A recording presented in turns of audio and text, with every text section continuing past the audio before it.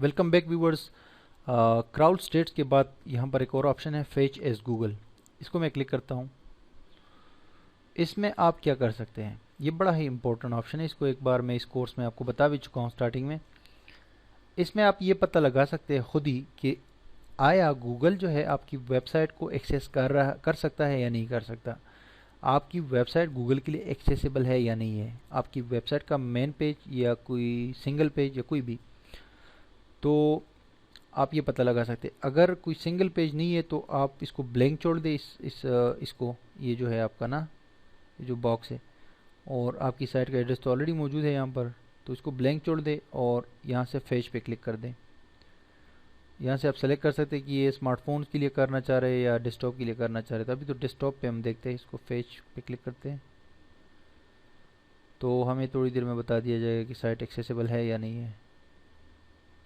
इसका जो home page है ना, वो चल भाई टेम्परेरी अनरीचेबल, ठीक है जी। चलो देखते हैं। वैसे ये थोड़ी देर पहले अनरीचेबल थी, लेकिन अब ठीक है, ये ओपन हो रही है। तो अब दोबारा हम इसको वंस अगेन टेस्ट करते हैं। अब तो होनी चाहिए।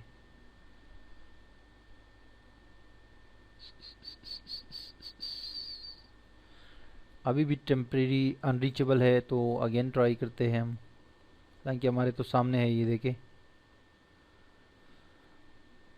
To to to to. और कोई ख़ास पेज को आप देखना चाहते हैं तो जैसे कि मिसाल के तौर पे ये ऑब्जेक्ट ओरिएंटेड प्रोग्रामिंग, ये पोस्ट, इसको मैं ओपन करता हूँ और इसका यूआरएल मैं कॉपी करता हूँ यहाँ से। यहाँ अभी सर्वर में कोई इशू चल रहा है मेरे ख्याल से इस वेबसाइट में, जब भी गूगल को थोड़ा सा प्रॉब्लम आ रही है इसको वो करने में, फैच करने में, और हमें भी प्रॉब्लम आ रही है। हम भी, ये देखिए, हम भी ब्राउज़ नहीं कर सकते वेबसाइट को। सर्वर की तरफ कोई इशू है। ये वेबसाइट जिस सर्वर पे सेव है वहाँ कोई इशू है। सिंगल अगर यूआरएल को हम कॉपी करते तो हमें सिंपली ये .com के बाद बैकस्लैश के बाद ये वाला एरिया सिर्फ कॉपी करना है और इसको यहाँ पर एंटर करना है और फेच पे क्लिक करना है।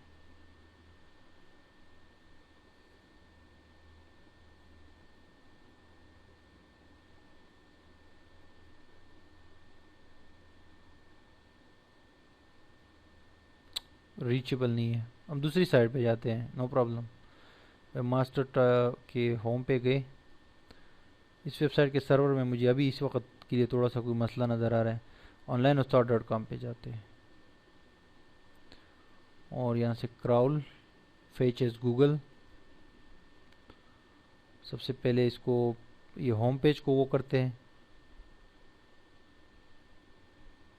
ये देखिए कंप्लीट है, मतलब ओके है।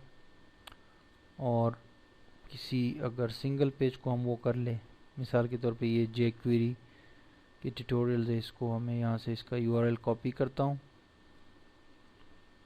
और इधर पेस्ट कर देता हूँ, सिंगल पोस्ट फेच।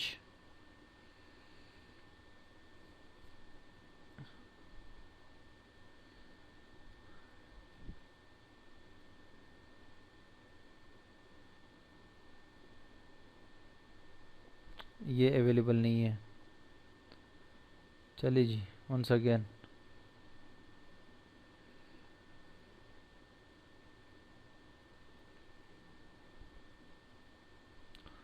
हमारे पास तो अवेलेबल है, यहाँ पर देखिए सही ओके है।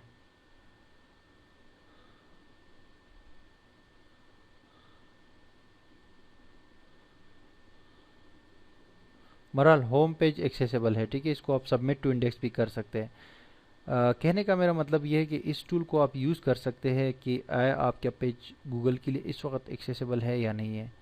अब ये तो कोई मेरे ख्याल से आर्जी मसला है यहाँ पर मेरी साइड में, लेकिन वैसे बाय डिफ़ॉल्ट आपको ये कंप्लीट लिखा हुआ आना चाहिए जब आप यूज़ करते हैं। उसके बाद नेक्स्ट ऑप्शन है robots.txt टेस्टर। इसके ज़रिए आप अपने robot.txt फाइल को टेस्ट कर सकते हैं।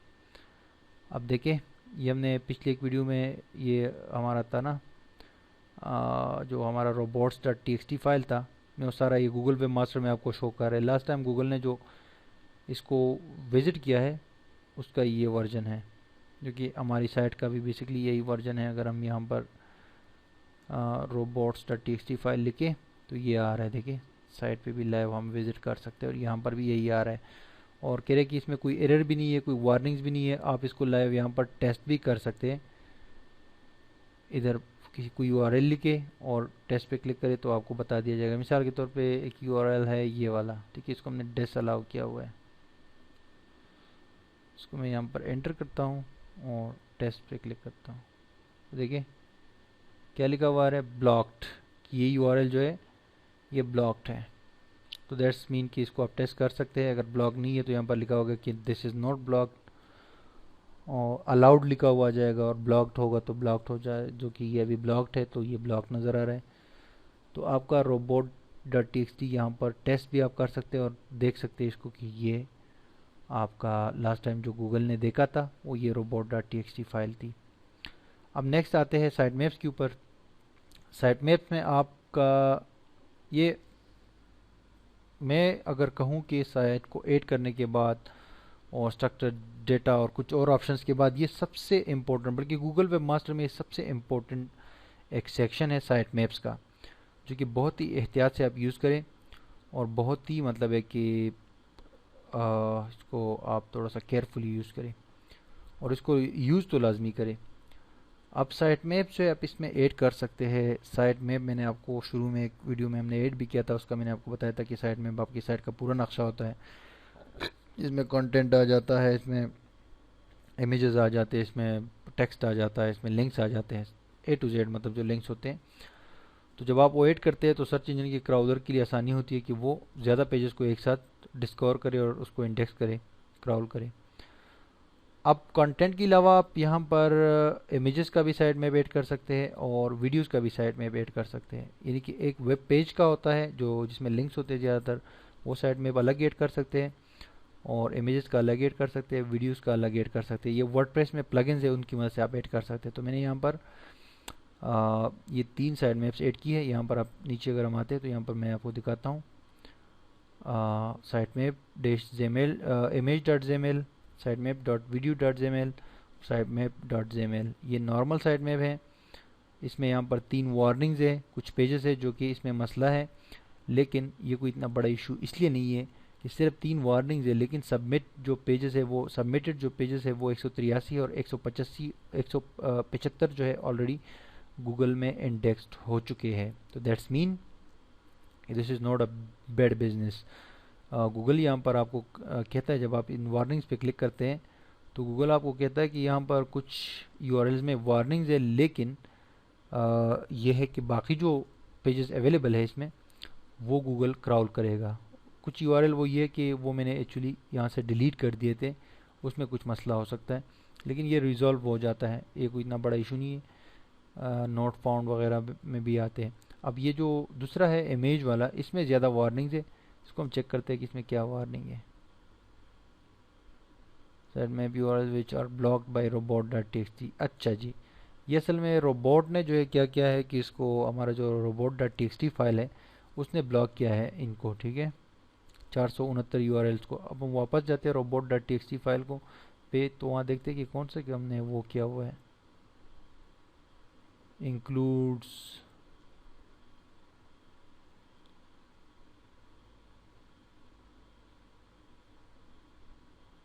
अच्छा जो इशू यहाँ पर ये नज़र आ रहा है वो ये है कि कंटेंट को यहाँ पर हमने डिसअलाउ भी किया हुआ है और साथ ही साथ हमने यहाँ पर अपलोड्स को जो है वो अलाउ किया हुआ है, ठीक है। तो हम क्या करते हैं कि यहाँ से इस इन एरर्स को ख़त्म करने के लिए यहाँ से इसको अलाउ कर देते हैं, ये WP कंटेंट को अलाउ कर देते हैं।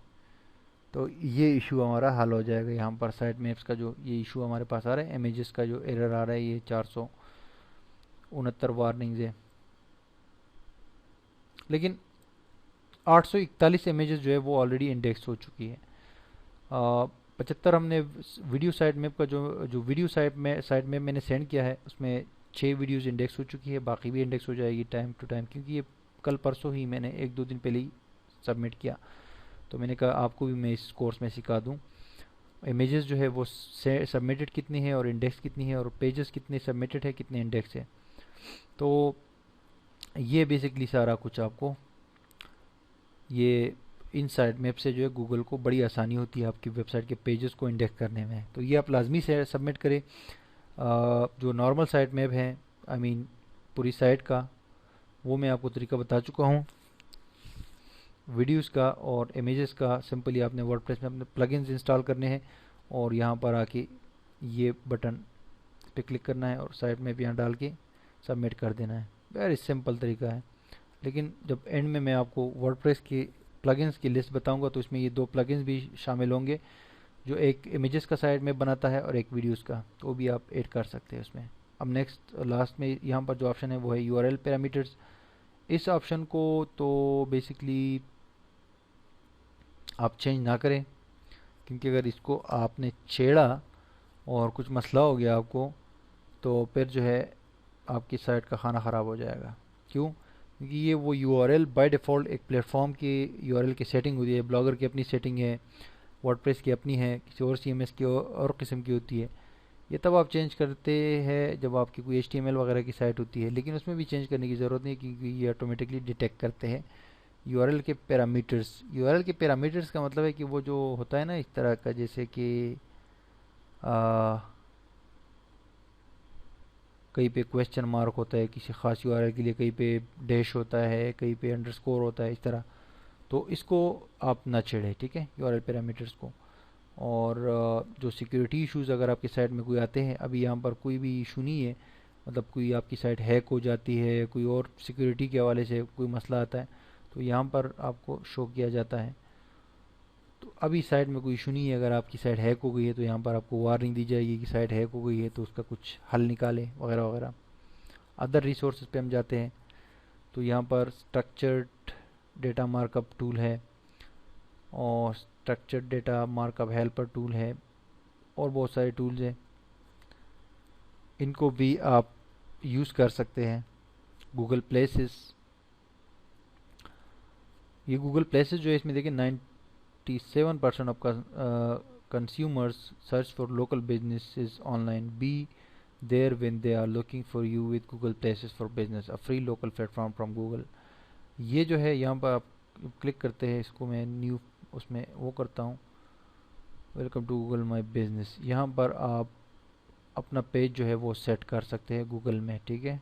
लेकिन अगर आपका कोई रजिस्टर्ड हो, कोई जगह मगा हो, कोई एड्रेस वगैरह हो, तो ये जो है इसमें आप अपना लोकल जो है बिजनेस इसको ऐड कर सकते हैं। एनीवेज एक नेक्स्ट छोटी सी क्लास में आपको और देता हूँ, इसमें मतलब एक और वीडियो लेक्चर बनाता हूँ, तो उसमें ये मास्टर टूल्स का खुलासा करता हूँ और ये इन टूल्स के बारे में थोड़ा सा और बता देता हूँ आपको।